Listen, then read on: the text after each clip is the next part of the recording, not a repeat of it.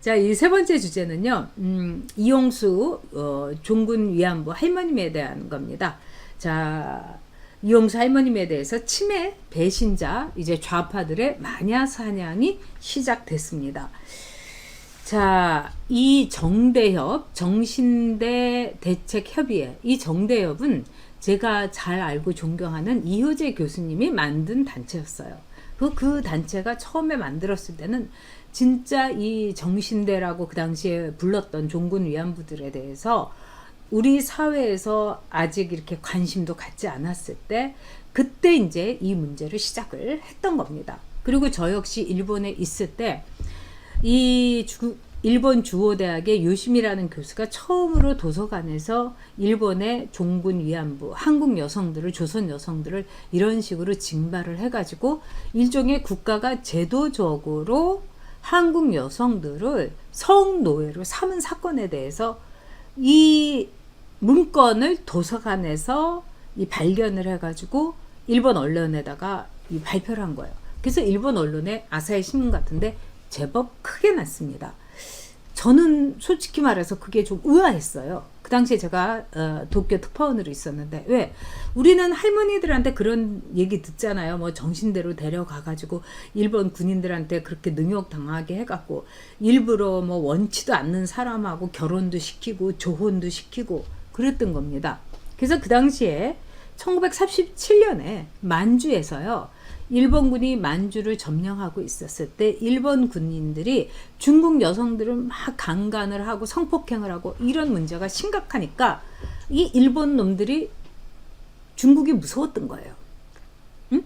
그리고 중국에 대해서 완전히 법적으로 만주국을 정복한 건 아니었죠. 그래서 부위를 만주국의 이른바 허수아비, 괴뢰 정부를 세운 거예요. 그렇지만은 이 조선은 일본의 통치하에 있었던 겁니다. 그러니까 마치 불황민, 최하위 이 선민이라고 해가지고 조선에 있는 여성들을 막 그 억지로 막 끌고 가가지고 중국에 보내서 일본군의 성노예를 삼은 사건이 이른바 종군 위안부, 일본군 성노예 사건이에요. 자, 이 사건에 대해서 여러분이 꼭 아셔야 될 것은 뭐냐? 이거는 제노사이드, 인종 말살 정책이란 겁니다. 16부터 23살, 4살까지의 한국 여성들을 가임할 수 있는, 아이를 낳을 수 있는 한국 여성들을 모조리 데려가려고 기도했습니다. 이건 뭐냐? 씨를 말리겠다는 거예요. 이 조선 민족이라는 걸 씨를 말리겠다. 그래서 인류의 역사 속에서 이렇게 가혹한, 말하자면 식민 통치에 이 만행은 없었다, 이렇게 봅니다. 그래서 일본인들이 제일 부끄러워하는 겁니다.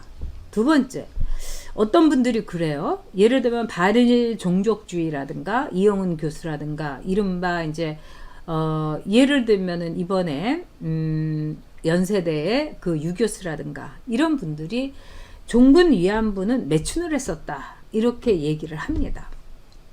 저는요, 그 유교수가 유석춘 교수가 1개월 정직을 받은 거는 저는 옳은 일이 아니었다고 생각합니다. 왜? 대학에서의 말하자면 표현의 자유, 상합학 안에서는 어떤 문제든지 자기 의견을 얘기할 수 있어야 돼요. 그런데 저는 유석춘 교수에 대해서 우리 보수들도 무조건 뭐 반일 종족주의라든가 유석춘 교수의 논리에 될 게 아니라 어떤 문제가 있냐면은요, 그 당시에는 조선을 일본이 통치하고 있었어요. 그렇기 때문에 일본이 강제 점령했기 때문에 이 종군 위안부 자체가 강제성을 띈 겁니다. 즉 국가에 의한 강제성을 띄었고, 일본이라는 이 국가에 의한, 말하자면은 그 여성들을 강제로 징집을 해가지고 만주에 보내가지고 하루에 150명 정도의 일본군을 상대하게 했던 거예요. 이거는 이제까지 인류의 역사에 없었던 악의 제도화입니다. 그래서 이 종군 위안부 문제는 일본인이 가장 부끄럽게 생각하는 문제예요. 자, 그런데 이 문제에 있어서 지금 할머님들이 살아 계시고, 저는 이 문제에 대해서 박근혜 정부부터 시작해서 지금 문재인 정부까지 너무나 정치적으로 이거를 대처를 했다, 이렇게 생각을 합니다. 왜 그러냐? 이 문제는요, 어떻게 보면 그 할머님들과 이 민간 차원에서 그대로 남겨뒀어야 됩니다. 그렇게 해서 우리가 일본이 정말 한국이 국력도 강해지고 또 한국하고 일본하고 대등한 관계가 되면 우리가 사과하지 말라고 하더라도 일본의 총리가 되자마자 와갖고 뭐 사과하고 독일 대통령처럼 아우슈비츠 가갖고 잘못했다고 무릎 꿇고 이렇게 할 일이에요. 자, 그런데 저는 요즘 들어와가지고 이 정대협이 지금 이 정의기억연대로 이렇게 돼가지고 이효재 교수부터 이 윤미향이라는 사람한테 넘어갔어요. 전 윤미향 씨도 만난 적이 있습니다. 근데 굉장히 안 좋은 소문이 계속해서 제 귀에도 들렸어요. 일단 할머니들하고 이 정의기억연대하고 사이가 굉장히 나빠졌다. 그리고 문제는 그 할머니들에게 돈을 제대로 지급하지 않았다. 어쨌든 일본 정부가 10억 엔을 지급하기로 했는데 120억 원이에요. 그런데 이 이용수 할머님께서 지적하신 거는 제가 보기엔 굉장히 옳습니다. 첫째, 이 수요 집회라는 거는 너무나 자신이 30년을 해보니까 20년 넘게 해보니까 정말 분노와 그 다음에 증오만을 키우는 집회다. 이렇게 하는 것보다는 일본의 젊은이들하고 한국의 젊은이들하고 이렇게 교류하면서 이 문제에 대해서 일본의 정말 성숙한 인식과 사과를 받아내는 것이 필요하다. 저는 그 인식이 정말 훌륭하다고 생각합니다. 그리고 그것이 정답입니다.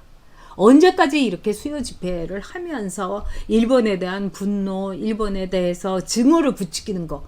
이 할머님 말씀이 진짜 옳으세요. 또 두 번째, 이 할머님께서는 뭐라고 하느냐. 수요 집회에 나와서 그 추우나 더우나 나왔던 대학생들, 학생들한테 단 한 번도 정의교육연대에서 밥을 사지 않았다는 거예요. 점심 정도는 대접할 수가 있었습니다. 이 정의교육연대라는 데는 국가보조금도 사실상 받고 있었고요. 또 뿐만 아니라 일종의 강경화가 외무부 장관 된다고 했을 때 그 위안부 할머니들 찾아가고 이런 모든 그 쇼맨십이라든가 이런 걸 할 때 시나리오를 짜고 말하자면 현장을 제공했던 것이 현장과 인물들을 제공했던 게 이 정의기억연대예요. 그렇다면은 이 정권과 정의기억연대의 짝짝꿍이라고는 이루 말할 수가 없는 거죠.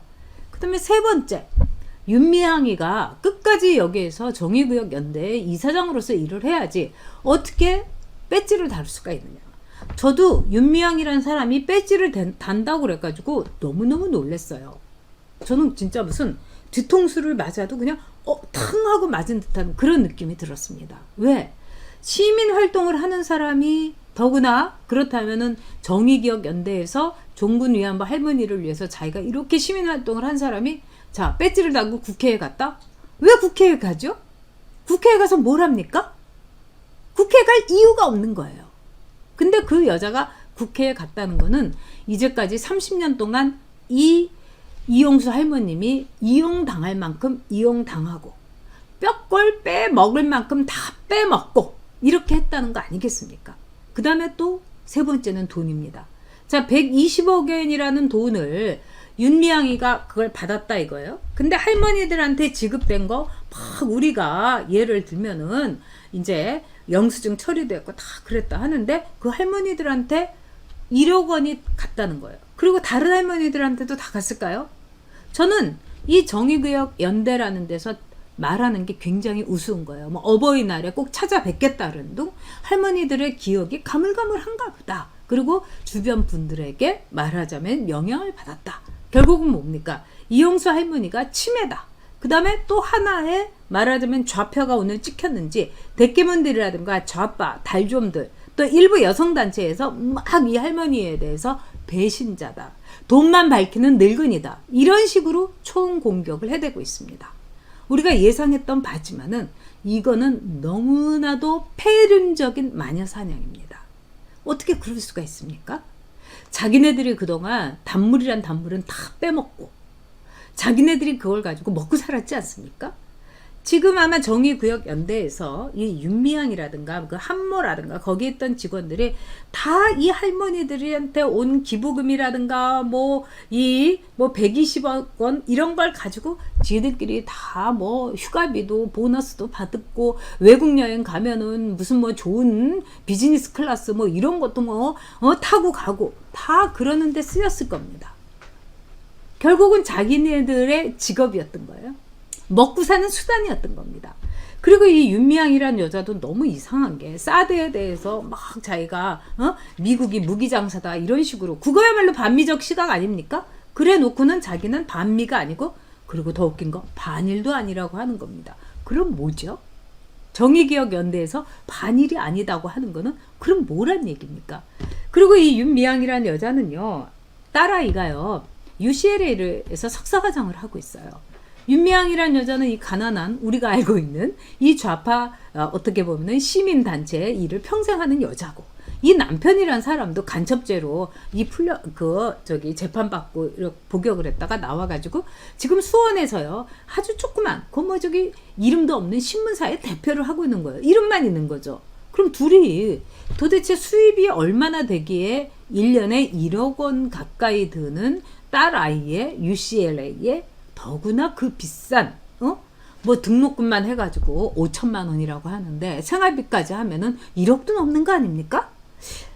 여러분 따님들이나 아들을 미국에 1억 넘게 공부시킬 수 있는 사람이 대한민국에 몇 명이 있겠습니까? 그리고 가난한 시민단체에 이름도 모르는 신문사의 대표인 남편. 아니 둘이 수입이 도대체 얼마나 되길래 딸을 1억 원이 넘는 공부를 시킨단 말입니까? 자, 그 돈은 어디서 나왔겠습니까, 여러분? 그 답은 뻔한 거 아니겠습니까? 결국은 이용수 할머님의 말씀이 맞는 겁니다. 30년 동안 나는 철저히 이용당했다. 수요 집회는 증오와 분노만 부추기는 것이었다. 그리고 일본으로부터 10억엔의 돈을 할머니들은 거부했을 때 그거를 윤미향은 알고 있었다. 정말 소름 끼치는 좌파들의 본색을 이용수 할머니가 말씀을 하신 겁니다. 이용수 할머님은 여러분도 잘 아시겠지만 영화 남은희 씨가 훌륭한 연기를 보였던 I Can Speak의 주인공입니다. 이용수 할머니 그동안 얼마나 많이 고민하시고 얼마나 많이 속을 끓이셨겠습니까? 나 하나 참으면 되지. 나 하나 참으면 되지. 그리고 이 얘기를 내가 하게 되면 일본에는 얼마나 창피하며 이거 국제적인 망신거리 아니냐. 그러면서 꾹꾹 눌러오셨을 겁니다. 그러다가 윤미향이가 배지를 달고 국회의원 노릇을 한다면서 막 날아가면서 이용수 할머니도 내게 덕담을 해주셨다. 이런 거짓과 이런 위선과 파렴치함에 이제는 더 못 참고 I can speak 하신 겁니다. 자, 이제부터입니다, 여러분. 이 좌파들의 시민단체들이 어떤 식으로 정말 정의라는 이름 아래서 불의를 자행했으며 희생이란 이름 아래서 자신의 먹고 사는 말하자면은 호의호식을 해결했는지 미국에 대해서는 일본에 대해서는 그렇게 반대를 하면서 자기 딸은 미국에 그 비싼 유학을 시키는 이것이 바로 좌파 본색입니다. I can speak. 이제는 말할 때가 됐습니다. 수많은 말하자면 증언들이 이어질 거라고 생각합니다. 종군 위안부뿐이 아닙니다. 이용수 할머님, 우리가 이제는 지켜드려야 될 겁니다.